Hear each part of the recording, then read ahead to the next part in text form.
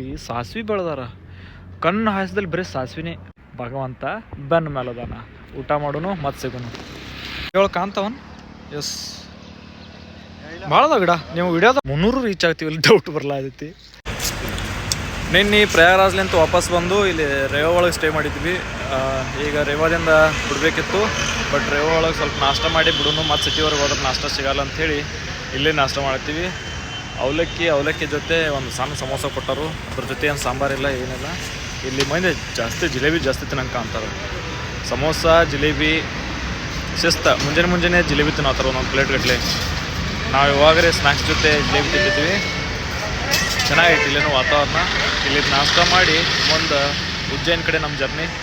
ಉಜ್ಜಯಿನ ಇವತ್ತೇನು ರೀಚ್ ಆಗೋಲ್ಲ, on the way ಎಲ್ಲಾದರೂ ಸ್ಟೇ ಮಾಡ್ತೀವಿ. ಜಬ್ಬಲ್ ಯಾವುದಾದ್ರೂ ಒಂದು ಭೂಪಾಲ್ ಹತ್ರ ಎಲ್ಲಾದರೂ ಹೋಗಿ ಸ್ಟೇ ಮಾಡ್ತೀವಿ. ಬಟ್ ಉಜ್ಜಯಿನಿ ನಾಳೆ ಬೆಳಗ್ಗೆ 10 ಗಂಟೆಗೆ ಹೋಗಿ ರೀಚ್ ಆಗ್ತೀವಿ. ಓಕೆ, ನಾಷ್ಟ ಮಾಡೋಣ. ಇವತ್ತು ಆ್ಯಕ್ಚುಲಿ ಈಗ 5ನೇ ದಿನ ಜರ್ನಿ ಒಳಗೆ 4 ದಿನ ಏನು ಗಾಡಿ ರೈಡ್ ಮಾಡಿರಲ್ಲ, ಅದನ್ನೆಲ್ಲ ಮೀರಿಸಿ ಇವತ್ತೊಂದು 600 ರೀಚ್ ಆಗ್ಬೇಕಂತ ಪ್ಲ್ಯಾನ್ ಹಾಕಿದ್ವಿ. ಬಟ್ ಇವತ್ತು 300 ರೀಚ್ ಆಗ್ತೀವಿ, ಇಲ್ಲಿ ಡೌಟ್ ಬರಲಾದೈತಿ. ಯಾಕಂದ್ರೆ ಈ ಹೈವೇದಿಂದ ಕೆಳಗೆ ಇಳಿದೀವಿ. ಹೈವೇದ ಮೇಲೆ ಹೋಗಿದ್ವಿ ಅಂದ್ರೆ, ನಾವು ಉಜ್ಜಯಿನಿ ಹೊಂಟಿದ್ವಲ್ಲ, ಈಗ ಹೈವೇದ ಮೇಲೆ ಹೋಗಿದ್ವಿ ಅಂದ್ರೆ ಒಂದು 50 ಕಿಲೋಮೀಟ್ರ್ ಎಕ್ಸ್ಟ್ರಾ ಆದಿತ್ತು. ನ್ಯಾಷನಲ್ ಹೈವೇ ಮೇಲೆ ಹೋಗಿದ್ವಿ ಅಂದ್ರೆ. ಆದರೆ ಇಲ್ಲಿ ಒಂದು 50 ಕಿಲೋಮೀಟ್ರ್ ಉಳಿಸ್ಬೇಕಂತೇಳಿ ಶಾರ್ಟ್ಕಟ್ ಒಳಗೆ ಒಂದು ಸಣ್ಣ ರಸ್ತೆ ತೊಗೊಂಡಿವಿ. ಸ್ಟ್ರೇಟ್ ಹೈವೇ, ಸಿಂಗಲ್ ರೋಡ್ ಐತಿ. ಒಟ್ಟು ಹೋಗಲ್ಲ 30, 40, ಒಂದು 60, 70 ಹೊಡಿದ್ರೊಳಗೆ ಟ್ರಾಫಿಕ್ಕು, ಹಳ್ಳಿಗಳು ಬರ್ತಾವೆ, ಸಿಕ್ಕಾಬಿಟ್ಟು ಸಣ್ಣ ಹಳ್ಳಿಗಳು. ಭೂಪಾಲ್ ಇಲ್ಲಿಂತ 310 ಕಿಲೋಮೀಟ್ರ್ ಐತಿ ಎಕ್ಸಾಕ್ಟ್. ಭೂಪಾಲಿಂದ ಮತ್ತು ಉಜ್ಜಯಿನ ಒಂದು 100+ ಐತಿ. ಸೊ ಡೌಟ್ ಇವತ್ತು 100+ ಇಲ್ಲ, 150+ ಇರ್ಬೋದು ಅನ್ಸುತ್ತೆ ಭೂಪಾಲ್ ಟು ಉಜ್ಜಯಿನ. ಅಟ್ಲೀಸ್ಟ್ ಭೂಪಾಲ್ ತಕರೆ ಹೋಗಿ ರೀಚ್ ಆದ್ವಿ ಅಂದ್ರೆ ಚಲೋ ಆಗ್ತೈತಿ. 300 ಮಧ್ಯಾಹ್ನ ಈಗ ಆಲ್ರೆಡಿ 1:30 ಆಗೈತಿ. ಭೂಪಾಲ್ ತಕರೆ ಹೋಗಿ ರೀಚ್ ಆದ್ರೆ ಚಲೋ ಆಗುತ್ತೆ. ನಮ್ಮ ಹುಲಿ ಆಲ್ರೆಡಿ ಹಸದು ಊಟಕ್ಕೆ ಕೂತೈತಿ ಇಲ್ಲಿ, ಭಾರತಿ ದಾಬಾ ಅಂತ ಹೇಳಿ ಹಸ್ದಾನವ. ಗಾಡಿ ನಿಲ್ಸುತ್ರ ಎಲ್ಲ ಸಾಕು, ಒಂದು ಕಡೆ ದಂಡಿ ಹೋಗಿ ಕೂತ್ಬಿಡ್ತಾನೋ, ಇಲ್ಲ ಮೊಬೈಲ್ ಹಿಡ್ಕೊಂಡು ಕೂತ್ಬಿಡ್ತಾನವ. ಮೋಸ್ಟ್ ಇಂಪಾರ್ಟೆಂಟ್ಲಿ ಈ ವಿಡಿಯೋ ಈಗ ಸ್ಟಾರ್ಟ್ ಮಾಡೋಕೆ ರೀಸನ್ ಏನಪ್ಪ ಅಂದ್ರೆ, ನಮ್ಮಲ್ಲಿ ಹೆಂಗೆ ಗೋಧಿ, ಅಕ್ಕಿ, ಕಬ್ಬ, ಹೆಂಗೆ ತೊಗರಿ ಬೆಳಿತೀವಲ್ಲ ಗುಲ್ಬರ್ಗ ಸೈಡ್ ಅಥವಾ ಬೆಳಗಾವಿ ಸೈಡ್, ಅದು ಹಂಗೆ ಇಲ್ಲಿ ಮಂದಿ ಈ ಮಧ್ಯಪ್ರದೇಶದೊಳಗೆ ಯಾವ್ದು ಹಳ್ಳಿ ಏನು ಗೊತ್ತಿಲ್ಲ, ಭೂಪಾಲ್ಗೆ ಹೊಂಟಿವಿ. ಭೂಪಾಲ್ 310 ಕಿಲೋಮೀಟ್ರ್ ಐತಿ. ಇಲ್ಲಿ ಸಾಸ್ವಿ ಬೆಳೆದಾರ, ಕಣ್ಣು ಹಾಯಿಸ್ದಲ್ಲಿ ಬರೀ ಸಾಸ್ವಿನೇ. ಹೆಂಗೆ ನಾವು ತೊಗರಿ ಅದು ಬೆಳಿತೀವಲ್ಲ ಹೊಲದಾಗ, ಹಂಗೆ ಕಂಟಿನ್ಯೂ ಬರೀ ಸಾಸ್ವಿ. ನಾವು ಆಲ್ಮೋಸ್ಟ್ ಅಲ್ಲಿ ಗೋಧಿ ಒಳಗದು ಅಲ್ಲೇ ಒಂದೆರಡು ಸಾಸ್ವಿ ಗಿಡ ಹಾಕಿರ್ತೀವಿ, ಸಾಸ್ವಿ ಹಾಕಿರ್ತೀವಿ ಸ್ವಲ್ಪ. ಆದರೆ ಇಲ್ಲಿ ಸುತ್ತಾಗಿ ಬರೀ ಸಾಸ್ವಿ ಬೆಳೆದಾರ. ಸಾಸ್ವಿ ಬಿಟ್ರೆ ನನಗೆ ಜಾಸ್ತಿ ಇಲ್ಲಿ ಕಾಣೋದಂದ್ರೆ ಗೋಧಿ 2 ಕಾಣ್ಲತ್ತಾವ ಹೈಯೆಸ್ಟ್. ಆಮೇಲೆ ಆ ಕಡೆ ಸ್ವಲ್ಪ ಕೆಲವೊಂದು ಪ್ರದೇಶದೊಳಗೆ ಅಕ್ಕಿ ಜಾಸ್ತಿ ಬೆಳೆದಿದ್ರು. ಹೈವೇ ಮೇಲದ ನಾವು ನೋಡಾಗ ಅಕ್ಕಿ ಜಾಸ್ತಿ ಬೆಳೆದಿದ್ರು. ಇಲ್ಲಿ ಅಂತ ನಾನು ಕಿಲೋಮೀಟ್ರ್ ಗಟ್ಟಲೆ ನೋಡ್ಕೊಂಡು ಬರತ್ತೀನಿ ನೋಡ್ರಿ. ಅಚ್ಚಿ ಕಡೆ ರಸ್ತೆ ಅಚ್ಚಿಕ್ಕೂ ಸಾಸ್ವಿ ಐತಿ. ಅದೆಲ್ಲ ಏನು ಕಾಣ್ಲತ್ತಿಲ್ಲ, ಅದೆಲ್ಲ ಸಾಸ್ವಿನೇ. ಇದು ಎಲ್ಲ ಸಾಸ್ವಿನೇ. ಮಸ್ತ್ ಅನ್ನಿಸ್ತು. ಜಸ್ಟ್ ಈಗ ಊಟ ಮಾಡೋನು ಭಾರತಿ ದಾಬಾದಾಗ. ಅಣ್ಣ 2 ತಾಸು ಮನ್ಕೊಳ್ಳೋ ಪ್ಲ್ಯಾನ್ ಹಾಕ್ಯಾನ. ಚೊಪ್ಪಲ್ಲೇ ಹೊಡೆದು ಎಬ್ಸ್ಕೊಂಡು ಹೋಗ್ತೀನಿ ಅವನ್ನ. ಇವತ್ತು ರಾತ್ರಿ 9 ತನಕ ಹೊಡಿಯಬೇಕು ನಾನ್ ಸ್ಟಾಪ್. ಗಾಡಿ ಏನಾಗಿಲ್ಲ, ಆಲ್ಮೋಸ್ಟ್ ಗಾಡಿ ಕಂಡೀಷನ್ದಾಗೈತಿ. ಗಾಡಿನೂ ಕಂಡೀಷನ್ದಾಗೈತಿ, ಬಾಡಿನೂ ಕಂಡೀಷನ್ದಾಗೈತಿ. ಅದ್ರ ತೆಲಿಗೆ ಏನಿಲ್ಲ, 4 ದಿವಸ ಆತಟ್ಟೆ. ಮಾರಿ ಮೇಲೆ 7 ಪಿಂಪಲ್ಸ್ ಎಲ್ಲ ಬ್ಯಾಕ್ ಮೇಲೆ ಇದ್ದಾವೆ. ಅದೊಂದು ಬಿಟ್ರೆ ಎಲ್ಲ ಆಲ್ಮೋಸ್ಟ್ ಅಲ್ಲಿ ಕಂಡೀಷನ್ದಾಗೈತಿ. ಭಗವಂತ ಬೆನ್ನ ಮೇಲದಾನ, ಊಟ ಮಾಡೋನು ಮತ್ತೆ ಸಿಗೋನು. ಊಟ ಮಾಡಿ ಒಂದು 15-20 ನಿಮಿಷ ಆಯ್ತು. ಉಜ್ಜಯಿನಿ ಕಡೆ ಹೊಂಟಿದ್ವಿ. ಉಜ್ಜಯಿನ ಇವತ್ತು ರೀಚ್ ಆಗಲ್ಲ ನಾವು. ಇನ್ನು ಉಜ್ಜಯಿನ 500 ಕಿಲೋಮೀಟ್ರ್ ಐತಿ. ಮುಂದೆ ಸಾಂಚಿ 260 ಇತ್ತು. ಸಾಂಚಿ ಒಳಗೆ ಹೋಗಿ ಸ್ಟೇ ಮಾಡ್ಬೇಕು ಪ್ಲ್ಯಾನ್ ಹಾಕಿದ್ವಿ. ಆದರೆ ಸುಮಾರು ಕಿಲೋಮೀಟ್ರಿಂದ ಒಂದು ನನ್ನ ಒಂದು 30-40 ಕಿಲೋಮೀಟ್ರ್, 50 ಕಿಲೋಮೀಟ್ರದಿಂದ ಇಲ್ಲೆಲ್ಲ ಬರೀ ರೋಡ್ ಸೈಡ್ ಭಾರಿ ಹಣ್ಣಿನ ಗಿಡಗಳೇ ಕಾಣತ್ತಿದ್ದು. ಕಾಯರೆ ಕಂಡಬಿಟ್ಟಿದ್ದವು. ಯಾರು ತಿಂತಾರೋ ಇಲ್ಲೋ, ಹರಿತಾರೋ ಇಲ್ಲೋ, ಮಾರ್ತಾರೋ ಇಲ್ಲೋ ನನಗೆ ಡೌಟ್ ಇತ್ತು. ಬಟ್ ಅದನ್ನ ಯಾರೂ ಕೇಳಕ್ಕೆ ಹೋಗಲಿಲ್ಲ.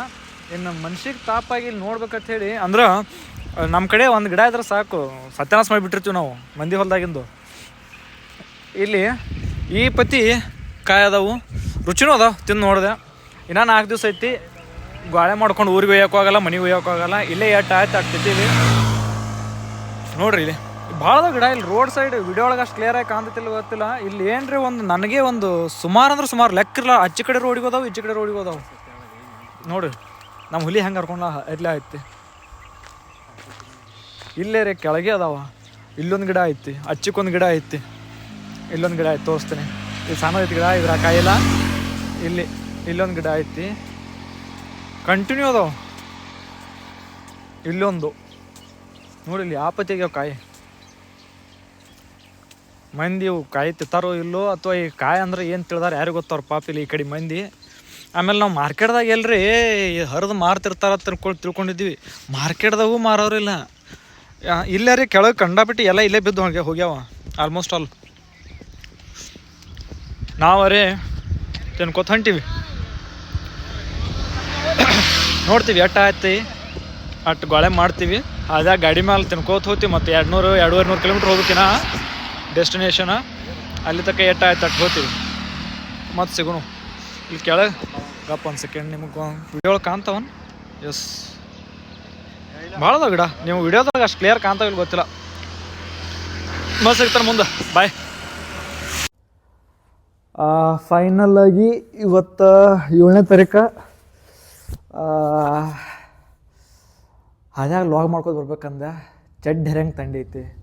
ಥಂಡಿ ಯಾವ ರೇಂಜಿಗೆ ಐತಿ ಅಂದ್ರೆ, ಬೆಳಿಗ್ಗೆ ರೇವಾದಾಗ ನಾವು 5 ಗಂಟೆಗೆ ಎದ್ದಿದ್ವಿ ಆ್ಯಕ್ಚುಲಿ. ಅದರ ರೂಮ್ದಾಗಿಂದ ಹೊರಗೆ ಬರೋಕೆ 8-8:30 ಆಗಿತ್ತು. ಸೊ ಅಲ್ಲೇ ರೇವಾ ಒಳಗೆ ನಾಷ್ಟ ಮಾಡಿ ಬಿಡಾಕೆ 9:30 ಆಯಿತು. ಹಂಗೂ ಹಿಂಗೂ ಬಂದ್ವಿ. ಆಲ್ಮೋಸ್ಟ್ ಒಂದು 300 ಕಿಲೋಮೀಟರ್ ಸನೆ, ಅಂದ್ರೆ 280 ಕಿಲೋಮೀಟ್ರದ್ದು ಹೊಡೆದಿವಿ ಅನ್ಸುತ್ತೆ. ಈ ಕಡೆ ಒಳಗಿನ ಹಾದಿಲಿ ಯಾವುದೋ ಒಂದು ರೂಟ್ ಹಿಡ್ದಿವಿ ಮರ. ಆ ಕಡೆ ಜಬಲ್ಪುರ್ ಹಾಯ ಹೋಗಿದ್ರೆ ನ್ಯಾಷನಲ್ ಹೈವೇ ಸಿಗ್ತಿತ್ತು. ನ್ಯಾಷನಲ್ ಹೈವೇ ಸ್ವಲ್ಪ ಇದನ್ನಾಗುತ್ತೆ ಅಂಥೇಳಿ ಒಂದು 50 ಕಿಲೋಮೀಟ್ರ್ ಉಳಿತೈತೆ ಅಂಥೇಳಿ ಈ ಕಡೆ ಯಾವುದೋ ಊರಾಗ ಈ ಕಡೆ ಹೊಡೆದ್ಬಿಟ್ವಿ. ಈ ಘಾಟ್ ಸೆಕ್ಷನ್ದಾಗ ಪನ್ನಾ ನ್ಯಾಷನಲ್ ಪಾರ್ಕ್ ಅಂತ ಬರ್ತೈತೆ ಮಧ್ಯಪ್ರದೇಶ ಒಳಗೆ. ಸೊ ಆ ಸೈಡ್ದಿಂದ ಬಂದ್ವಿ. ಫುಲ್ ಫಾರೆಸ್ಟು, ಘಾಟೆಲ್ಲ ಗುಡ್ಡ, ಕೆಳಗಿಳಿದು ಮೇಲೆ ಇರೋದು ಇದೇ ಐತಿ. ವಿದಿಶಾ ಸಾಂಚಿ ಅಂದರೆ ಈ ಅಶೋಕಂದು ಸಾಂಚಿ ಸ್ತೂಪ ಅಂತ ಬರುತ್ತಲ್ಲ, ಸೊ ಆ ಸಾಂಚಿ ಸ್ತೂಪ ಇರುವಂಥ ಪ್ರದೇಶ. ಇನ್ನು 80 ಕಿಲೋಮೀಟ್ರ್ ಹೋದ್ರೆ ಸಾಂಚಿಗೆ ಹೋಗ್ತೀವಿ ನಾವು. ನಂದೇನಿತ್ತು, ಭೂಪಾಲ್ಗೆ ಹೋಗಿ ಸ್ಟೇ ಮಾಡ್ಬೇಕಂತ ಪ್ಲ್ಯಾನಿಂಗ್ ಇತ್ತು. ಬಟ್ ಅವಾಗ ಮಧ್ಯಾಹ್ನ 12 ಗಂಟೆಗೂ ತನ್ನ ಕೋಲ್ಡ್, ಕಡೆಗೆ 5:30 ಆಯಿತು. ಭಾಳ ಕೆಟ್ಟ ಅಂದ್ರೆ ಕೆಟ್ಟ ಪರಿಸ್ಥಿತಿ. ಹೆಂಗೆ ಕೈಯೆಲ್ಲ ಶೆಟಿಲ್ ಹಾಕತ್ತು. ಫುಲ್ಲು ಕೋಲ್ಡ್ ಆಗಿಬಿಡ್ತು. ಬೇಡ ರೂಮಿಗೆ ರೊಟ್ಟು ಕೆಟ್ಟು ಹೋದ್ರೆ ಹೋಲಿ, ಎಲ್ಲಿ ಸಿಗುತ್ತೆ ಅಲ್ಲಿ ರೂಮ್ ಮಾಡೋಣ ಅಂದ್ವಿ. ಹಾಗಾಗಿ ಕೇಳಿದ್ರೆ ಮಿನಿಮಮ್ 100 ಕಿಲೋಮೀಟ್ರ್ ತನಕ ಒಂದು ರೂಮ್ ಸಿಗಲಿಲ್ಲ. ಇಲ್ಲಿ ವಿದಿಶಾ ಎಕ್ಸಾಕ್ಟ್ 88 ಕಿಲೋಮೀಟ್ರ್ ಐತೆ. ಸಾಂಚಿ 88 ಐತಿ, ವಿದಿಶಾ 79 ಐತಿ. ಮುಂದೆ 10 ಕಿಲೋಮೀಟ್ರ್ ಸಾಂಚಿ ಬರ್ತೈತಿ. ಇಲ್ಲಿ ಬಂದಿದೆ ಯಾವುದೋ ಒಂದು ಊರಿತ್ತು. ಇಲ್ಲಿ ಜೈನ್ ಕಾಸ್ಟದು ರೂಮ್ಸ್ ಅದಾವು. ಇದೊಂದೇ ಸ್ಟೇ ಐತಿ ಈ ಊರಾಗ. ಎಷ್ಟಂದ್ರೆ 1500 ಹಿಡ್ದ ಸ್ಟಾರ್ಟ್ ಆಗಿ ಕಡೆಗೆ 900ಕ್ಕೆ ಸಿಕ್ತು. ರೂಮ್ ಚೆನ್ನಾಗೈತಿ. ಬೆಡ್ ಏನು ಕಾಟ ಇಲ್ಲ, ಕಾಟದ ಗತ್ಲೆ ಸಣ್ಣದೈತೇನೋ, ಅದ್ರ ಮೇಲೆ ಬೆಡ್ ಹಾಕ್ಯಾರ. ವ್ಯವಸ್ಥಿತ ಐತಿ, ಭಾಳ ಕ್ಲೀನ್ ಐತಿ, ಚೆನ್ನಾಗಿ ಅಗದಿ ಫಾಸ್ಟ್ ಐತಿ ರೂಮ. ನಿನ್ನೆ ರಾತ್ರಿ ರೂಮಿಗೆ 300 ಕೊಟ್ಟಿದ್ವಿ. ಇವತ್ತು 900 ರೂಪಾಯಿ ಕೊಡೋದಾಯ್ತು.